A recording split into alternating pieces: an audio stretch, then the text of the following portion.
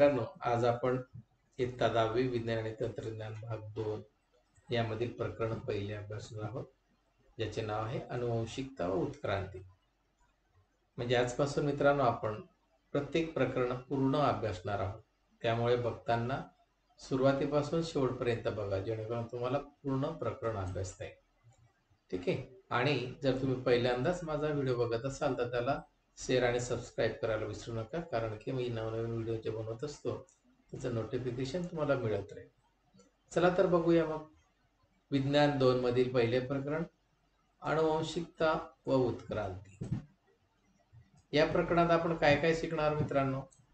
यामध्ये अनुवंशिकता म्हणजे काय, अनुवंशिक बदल म्हणजे काय, त्याचबरोबर प्रतिलेखन, भाषांतरण व स्थानांतरण म्हणजे काय, उत्क्रांती म्हणजे काय, उत्क्रांतीचे पुरावे कोणकोणते आहेत, डार्विनचा नैसर्गिक निवडीचा सिद्धांत कसा आहे, तसेच लॅमार्कवाद म्हणजे काय, जाती उद्भव म्हणजे काय आणि मानवी उत्क्रांती या संदर्भात आपण पूर्ण माहिती या प्रकरणात बघणार.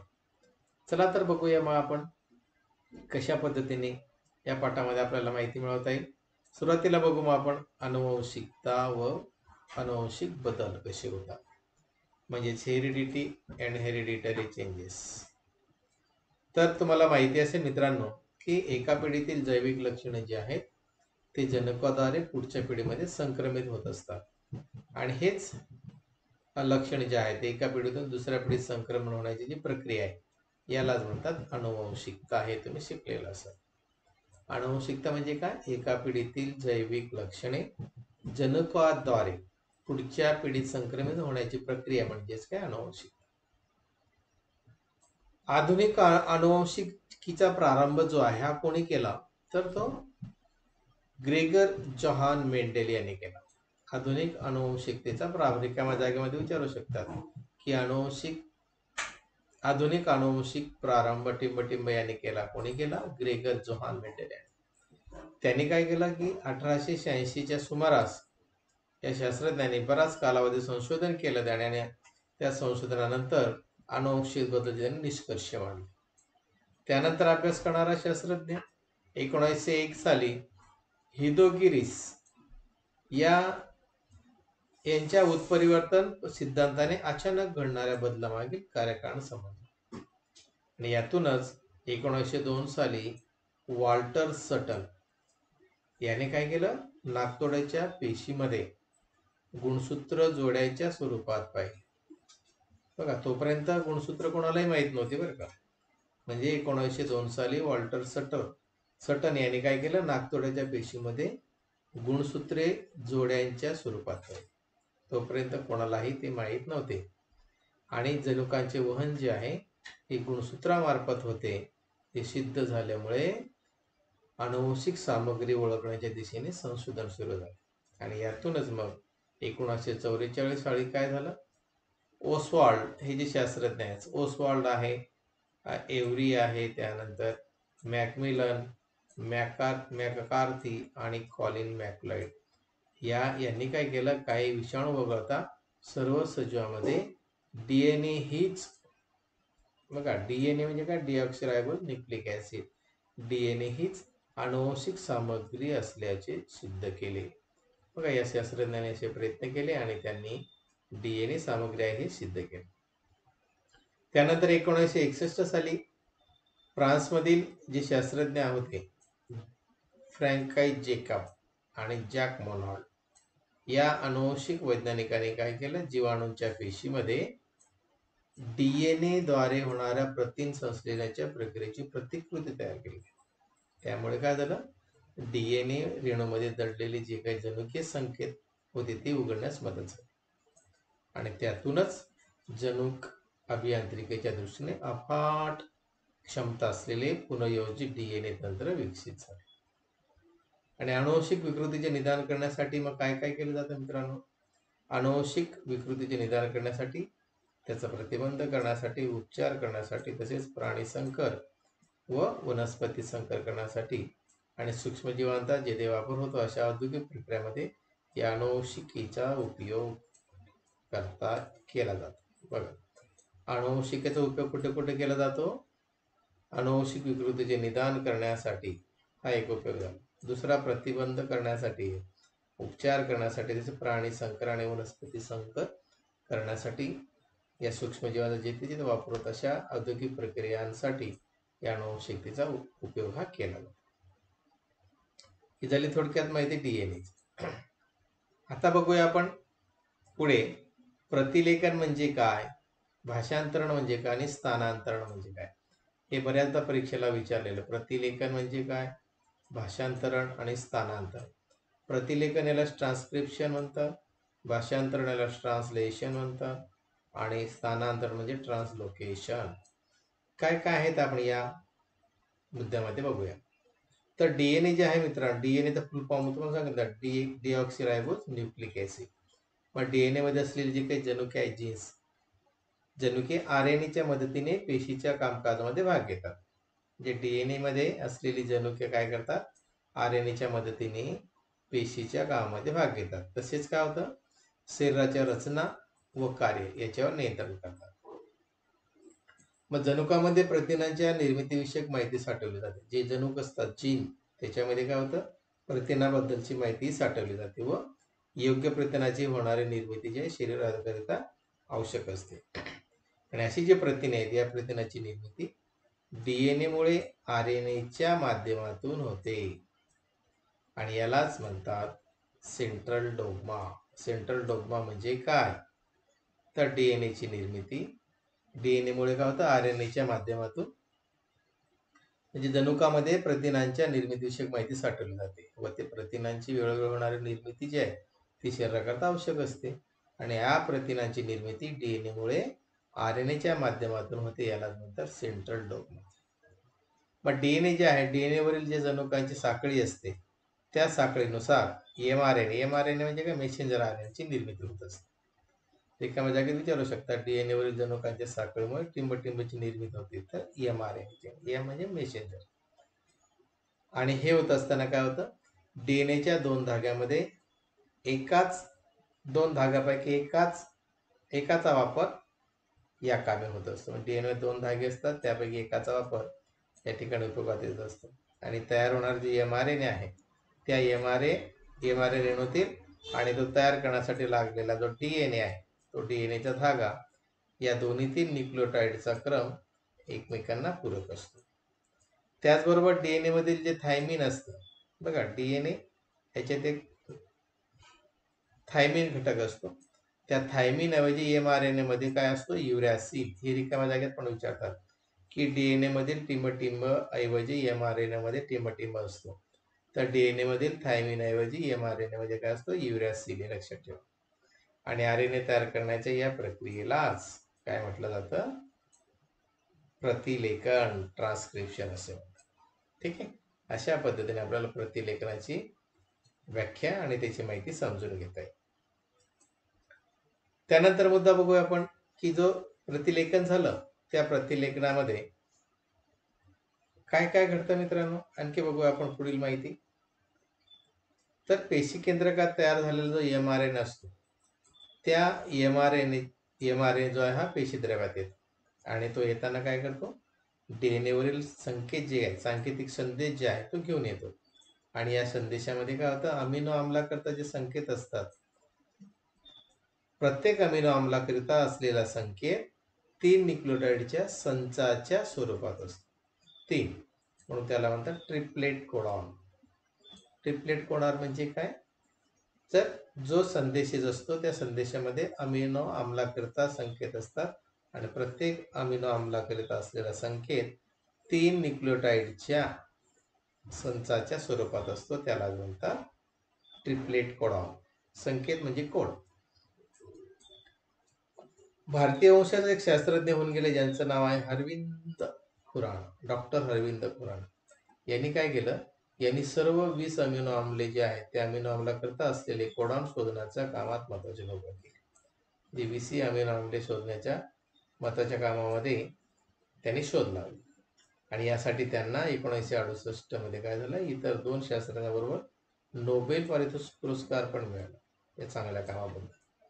आणि प्रत्येक एमआरएनए हा जो आहे हा हजारो कोडॉनचा बनलेला असतो. बघा mRNA मध्ये कोडॉन किती हजारो असतात. त्यावरील संदेशानुसार प्रत्येक प्रतीन जो आहे, प्रत्येक प्रतीने तयार करण्यासाठी लागणारे अमिनो आम्ले जे आहे हे पुरवण्याचे काम tRNA करतात.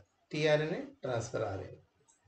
त्याकरिता mRNA वर जसा कोडॉन असतो त्याला पूरक क्रम असलेला अँटीकोडॉन हा tRNA वर असतो.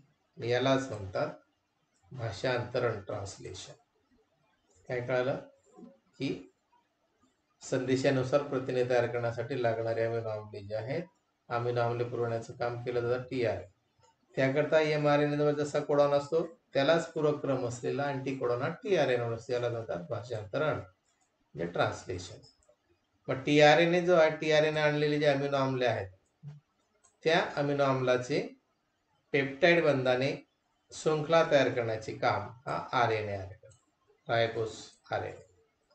आणि या दरम्यान काय होतं, या दरम्यान रायबोझोम जो आहे mRNAच्या एका टोकाकडून दुसऱ्या टोकाकडे एक ट्रिप्लेट कोडॉनच्या अंतराने सरकत असतो. आणि या क्रियेसच काय म्हटलं जातं, स्थानांतरण. बघा, स्थानांतरण कोणाला म्हणायचं की tRNA आणलेल्या अमिनो आम्लाची पेप्टाइड बंधाने शृंखला तयार करण्याचे काम RNA करतो. आणि या दरम्यान काय होतं, रायबोझोम mRNAच्या एका टोकाकडून दुसऱ्या टोकाकडे ट्रिप्लेट कोडॉनच्या स्वरूपात अंतराने सरकतो. आणि या क्रियेला म्हणतात स्थानांतरण. जशा पद्धतीने आपण या ठिकाणी स्थानांतरण समजून घेऊ शकतो. ठीक आहे. आणि मग मित्रांनो, काही वेळेस काय होतं, तर उत्परिवर्तन म्हणजे काय होतं, काही सजीवामधील जनुकामुळे काय होतं, ते त्यांच्या सजीव निर्माण करतात. सजीवामधील जनुकामुळे ते त्यांच्यासारखे सजीव निर्माण करतात. यातील काही जनुके आहेत की जशीच्या तशी काय होतं, पुढच्या पिढीमध्ये संक्रमित केली जातात. त्यामुळे आई वडिलांचे काही गुणधर्म त्यांच्या अपत्यात येतात. परंतु काही वेळा या जनुकाचे अचानक बदल होतो आणि त्याच्यामुळे काय होतं, जनुकामधील एखादी न्यूक्लियोटाइड अचानक आपली जागा बदलतो. आणि त्यामुळे काय होतं, जो लहानसा बदल घडून येतो तो बदल म्हणजेच काय, उत्परिवर्तन. त्याला म्हणतात म्युटेशन.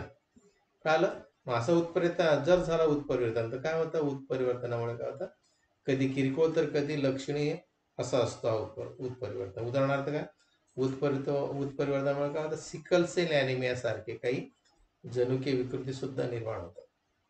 आणि ही सातत्याने चालणारी अखंड प्रक्रिया आहे आणि व ती डार्विनच्या नैसर्गिक निवडीच्या सिद्धांताचे समर्थन करते. मग उत्परिवर्तनामध्ये काय होतं, अचानक न्यूक्लियोटाइडमध्ये बदल होतो आणि ते आपली जागा बदलतात. अशा पद्धतीने आपल्याला या उत्परिवर्तनाबद्दल माहिती अभ्यासता येईल. आणि यानंतर महत्वाचा मुद्दा बघणार मित्रांनो आपण, तो म्हणजेच इव्होल्युशन. उत्क्रांती म्हणजे काय, उत्क्रांती कशी झाली, काय झाली, याबद्दल आपण आता अभ्यास करूया. तुम्ही अभ्यास केला असेल मित्रांनो काही. बघा,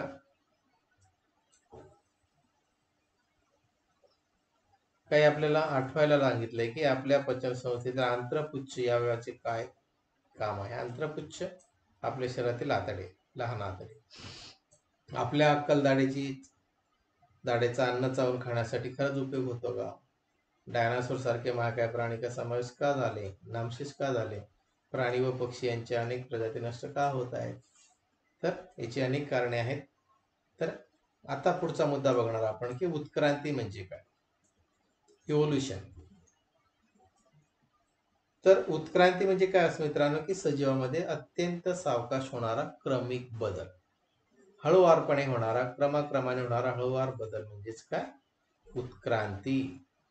हे तुम्हाला सहज सांगता येईल. उत्क्रांती म्हणजे काय, तर सजीवामध्ये अत्यंत सावकाश होणारा क्रमिक बदल म्हणजेच उत्क्रांती.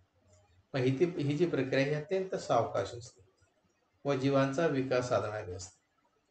अंतराळातील ग्रहतारे जे आहेत त्या ग्रहताऱ्यापासून पृथ्वीवर असलेल्या जीवसृष्टीतील बदलापर्यंतच्या अनेक टप्प्यांचा विचार उत्क्रांतीच्या अभ्यास करण्याचे ठरते. मग नैसर्गिक निवडीला प्रतिसाद म्हणून काय झालं, सजीवांच्या एखाद्या वर्गाच्या वैशिष्ट्यपूर्ण लक्षणामध्ये अनेक पिढ्यापर्यंत बदल घडण्याच्या ज्या प्रक्रियेमुळे अखेर नव्या जीवजाती निर्माण होतात आणि ती प्रक्रिया म्हणजेच उत्क्रांती. म्हणजेच नैसर्गिक निवडीला प्रतिसाद देतात म्हणून काय होतं, सजीवांच्या एखाद्या वर्गाच्या वैशिष्ट्यपूर्ण लक्षणामध्ये अनेक पिढ्यापर्यंत बदल घडतो आणि त्या बदल घडण्याच्या प्रक्रियेमुळे काय होतं, अखेर त्या नव्या जीवजाती निर्माण करतात, त्याला म्हणतात उत्क्रांती. तुम्हाला माहिती असेल मित्रांनो की सुमारे 3.5 अब्ज वर्षापूर्वी पृथ्वीवर कोणत्याच प्रकारचे जीव अस्तित्वात नव्हते. कधी? 3.5 अब्ज वर्षापूर्वी. मग सुरुवातीला अत्यंत साधी मूलद्रव्ये असावीत आणि त्यापासून सेंद्रिय व असेंद्रिय प्रकारची साधी संयुगे तयार झाली असावी आणि त्यापासून हळूहळू गुंतागुंतीची सेंद्रिय संयुगे जशी की प्रथिने आणि केंद्रक आम्ले झाली असावीत. अशा निरनिराळ्या प्रकारच्या सेंद्रिय आणि असेंद्रिय पदार्थाच्या मिश्रणातून मूळ स्वरूपाच्या प्राचीन पेशी तयार झाल्या असाव्या आणि आजूबाजूच्या रसायनांचे भक्षण करून त्यांची संख्या वाढू लागली असेल. पेशीमध्ये थोडे फरक असतील आणि नैसर्गिक निवडीच्या तत्वानुसार काही चांगली वाढ झाली असेल तर ते सजीव सभोवतालच्या परिस्थितीशी जुळून घेऊ शकले नाहीत आणि त्यांचा नाश झाला असावा, असा निष्कर्ष तेव्हा या उत्क्रांती वेळेस काढण्यात आला.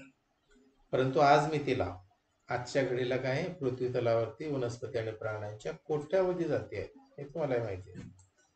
त्यांचा आकार, त्यांची जटिलता किंवा त्यांची विविधता याच्यामध्ये दिसून येते. प्राण्यामध्ये एकपेशीय सजीव जसे अमिबा, पॅरामेशियम पासून तर महाकाय, देवमासा आणि मानव यांचा विस्तार आढळतो.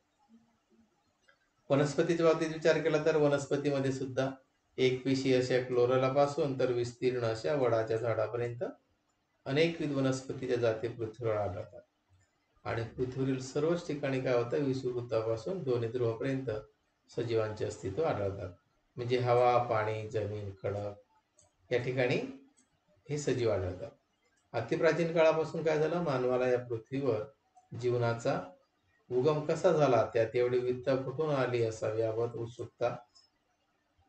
उत्सुकता आहे आणि त्यामुळे काय झालं, सजीवांचा उगम व विकास याविषयीच्या विविध उत्पत्ती आजवर मांडल्या गेल्या. त्यापैकी सजीवांची उत्क्रांती अथवा सजीवांचा क्रम विकास हा सिद्धांत सर्वसामान्य आहे.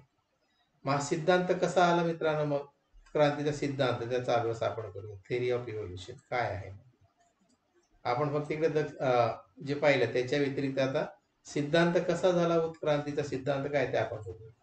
तर या सिद्धांतानुसार एखादा सजीव जो आहे म्हणजे पहिला सजीव पदार्थ म्हणजे जीवद्रव्य हा समुद्राच्या पाण्यात निर्माण झाला. बघा हा प्रश्न बऱ्याचदा विचारला जातो. उत्क्रांती सिद्धांतामध्ये काय सांगतो की पहिला सजीव हा पृथ्वीवर समुद्रात निर्माण झाला आणि काळाच्या ओघात काय झालं, हजारो वर्षानंतर यापासून एकपेशीय सजीवाची निर्मिती झाली आणि मग हळूहळू या एकपेशीय सजीवात क्रमक्रमाने बदल घडून आले व त्यापासून काय झालं, अधिक मोठे व जटिल सजीव विकसित झाले. हे सर्व बदल हळूहळू आणि क्रमक्रमाने होत राहिले. या विकासाचा कालपट जवळपास 300 कोटी वर्षाचा आहे.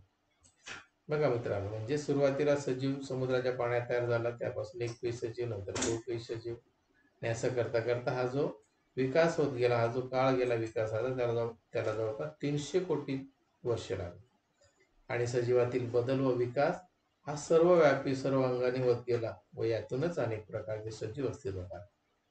त्यामुळे काय झालं, या सर्व प्रक्रियेलाच क्रमविकास अथवा उत्क्रांती म्हटले जाते, जी संगणनात्मक उत्क्रांती आहे. मग उत्क्रांतीची व्याख्या कशी करू शकतो आपण की भिन्न रचना व कार्य असलेल्या पूर्वजापासून वनस्पती व प्राण्यांच्या प्रागतिक विकास म्हणजेच काय, उत्क्रांती. इथं उत्क्रांतीची व्याख्या लिहू शकता. उत्क्रांती म्हणजे काय, भिन्न रचना व कार्य असलेल्या पूर्वजापासून वनस्पती व प्राण्यांचा प्रागतिक विकास म्हणजेच काय, उत्क्रांती. अशा पद्धतीने आपण उत्क्रांतीविषयी माहिती सहजपणे अभ्यासू शकतो मित्रांनो. ठीक आहे. आणि आता पुढचा मुद्दा बघूया त्यानंतर की उत्क्रांती झाली, मात्र आता त्या उत्क्रांतीचे खरंच पुरावे आहेत का, तर ते पुरावे पण आता आपण अभ्यासूया. कसे अभ्यासणार, उत्क्रांतीविषयक पुरावे कोणकोणते आहेत, बरोबर आहे. चला मग बघू. उत्क्रांतीचे अनेक पुरावे आपण एकेकाची माहिती बघूया. बघा उत्क्रांतीविषयक पुरावे काय आहे, एव्हिडन्स ऑफ इव्होल्युशन. तर या ठिकाणी आपण खाली चित्र, त्यामध्ये पहिला पुरावा दिला आहे तो म्हणजे बाह्य रूपीय पुरावे, हे लक्षात असू द्या. Morphological evidence. इथं खाली बघा मित्रांनो, चित्र दिलेले आहेत वेगवेगळे, तुम्हाला दिसत आहेत. या ठिकाणी हे चित्र वेगवेगळ्या प्राण्यांचे आहेत, खाली वनस्पतींचे आहेत. तर या प्राण्यांच्या तोंडाची रचना बघा प्रत्येकाची कशी आहे. प्राण्यांच्या तोंडाची रचना जर पाहिली तर जवळपास सारखीच आहे. ती तोंडाची रचना पाहिली आपण. त्यानंतर त्यांचे नाकपूड बघा, डोळ्याचे स्थान बघा, तसेच कानांची रचना सुद्धा, कान ते सुद्धा सारखेच वाटतात. हे बघा कानाची रचना. ठीक आहे. म्हणजेच काय, अंगावरील दाट केस सुद्धा ही समान वैशिष्ट्य या प्राण्यामध्ये, सगळ्यांच्या अंगावर त्याचे केस आहेत बघा, समान आढळतात. तर पानांचा आकार, खाली वनस्पती दिलेत, पानांचा आकार बघा कसे दिसत आहेत. हा पानांचा आकार इथे, हा दुसरा इथे, हा दुसरा आहे. ठीक आहे. प्रत्येक ठिकाणी पानाची रचना, पर्णदेठ, त्यांचा शिराविन्यास समान वैशिष्ट्य वनस्पतीमध्ये. यावरून काय झालं, यावरून अर्थ काय काढला की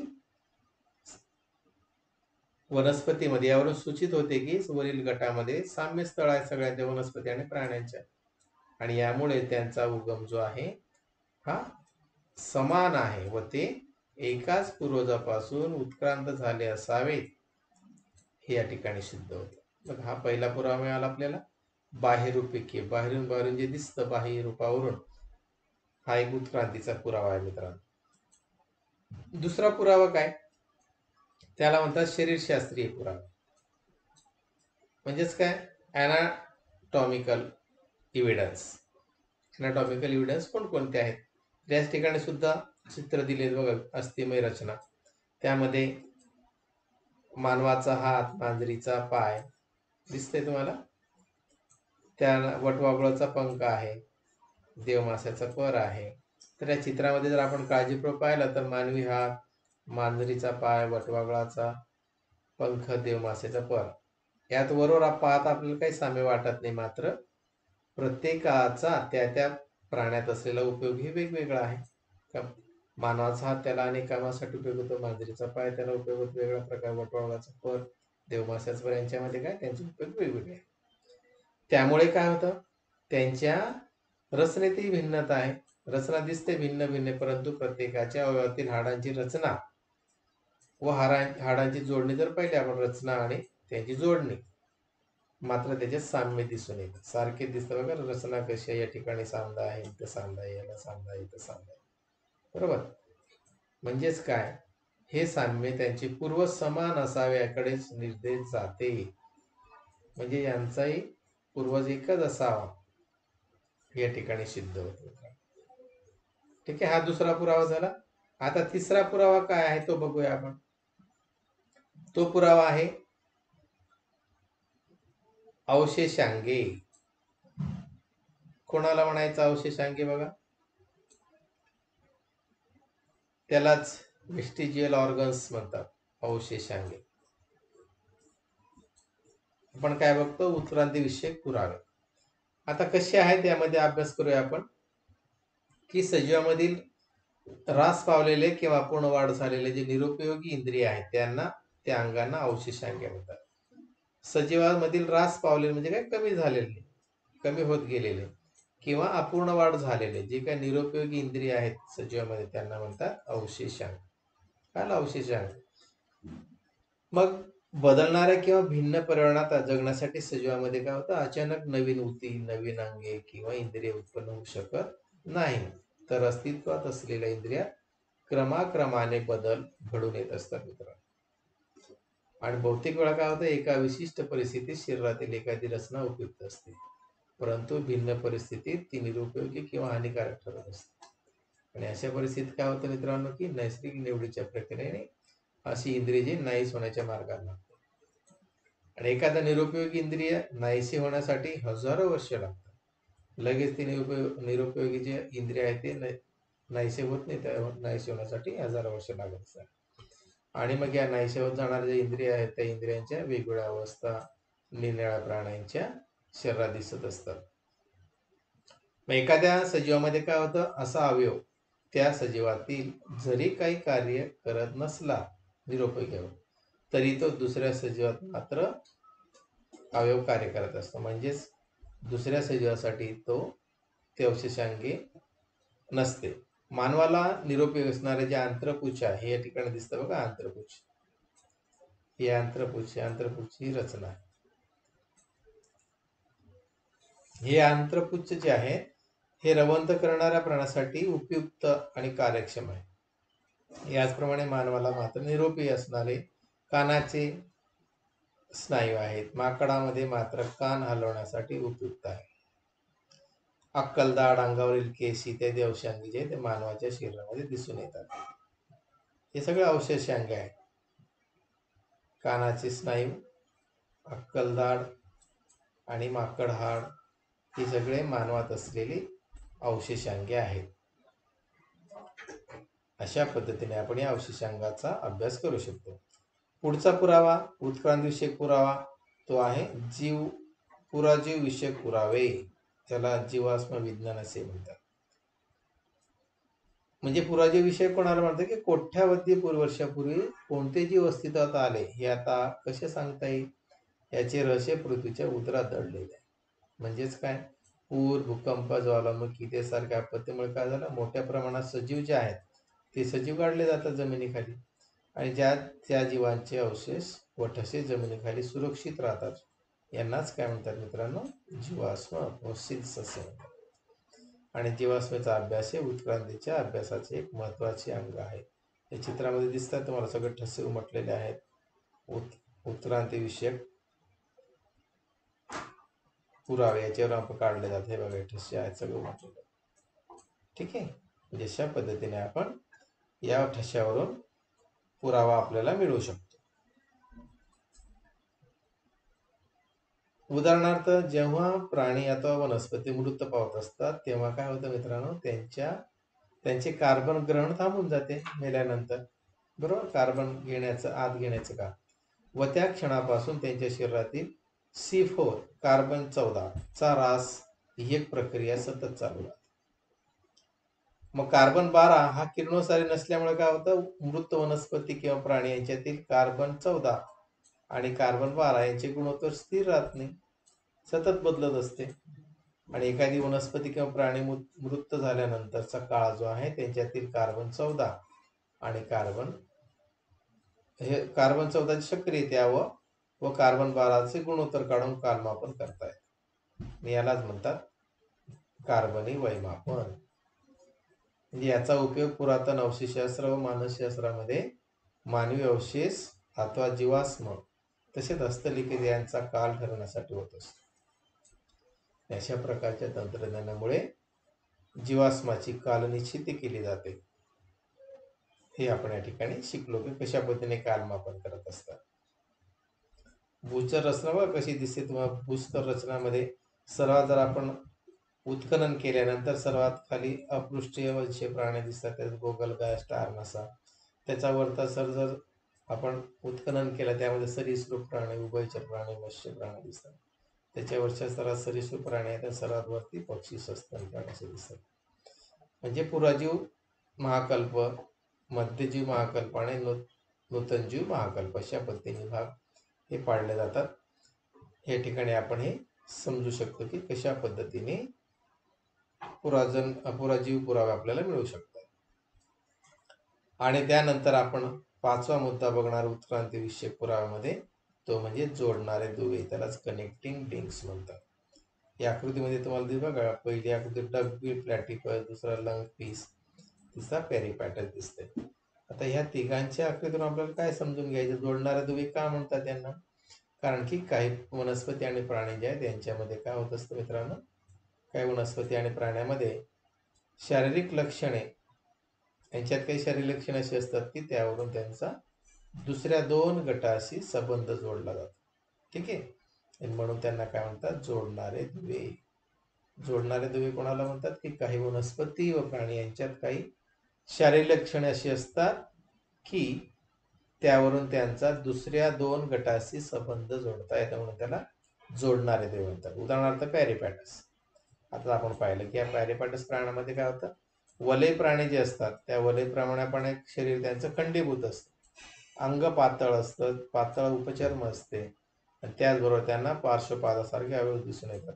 तसेच काय, या प्राण्यामध्ये संधिपाद आर्थ्रोपोडास प्राण्याप्रमाणे काय त्यांना श्वासनलिका आणि खुली रक्ताभिसरण असते.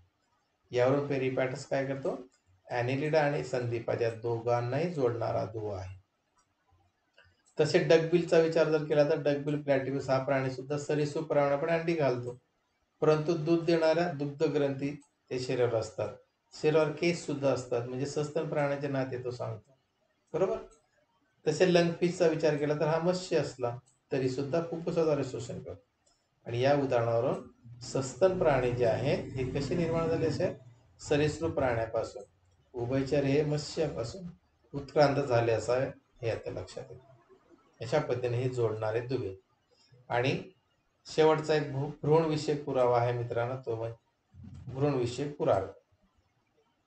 आपण काय बघतोय, उत्क्रांती विषयक पुरावा, त्यामध्ये शेवटचा भ्रूणविषयक पुरावा. या ठिकाणी तुम्हाला चित्रामध्ये दिसतंय मित्रांनो की या चित्रामध्ये विविध पृष्ठ प्राणी जे आहेत त्या भ्रूणवाढीच्या वेगवेगळ्या टप्प्यांच्या तुलनात्मक अभ्यास या ठिकाणी केलेला आहे. प्रारंभिक अवस्था बघा, ही सुरुवातीच्या अवस्थेमध्ये, प्रारंभिक अवस्थेमध्ये भ्रूण जे आहे त्या भ्रूणामध्ये खूप साम्य आहे. हा पहिला भ्रूण जो आहे तो माशाचा आहे, दुसरा भ्रूण सॅलेमँडरचा आहे, तिसरा आहे तो कासवाचा आहे, चौथा कोंबडीचा आहे, पाचवा डुकराचा आहे, नंतर आहे गाय, नंतर ससा आणि मनुष्य. मात्र या सगळ्या प्राण्यांची पूर्वावस्था बघा मित्रांनो, त्या पूर्वावस्थेमध्ये प्रारंभिक अवस्थेत या भ्रूणामध्ये खूप साम्य सारखे, आणि जसजसा विकास होत गेला तसं आता पुढील टप्प्यामध्ये त्यांचं साम्य कमी कमी होत गेलं.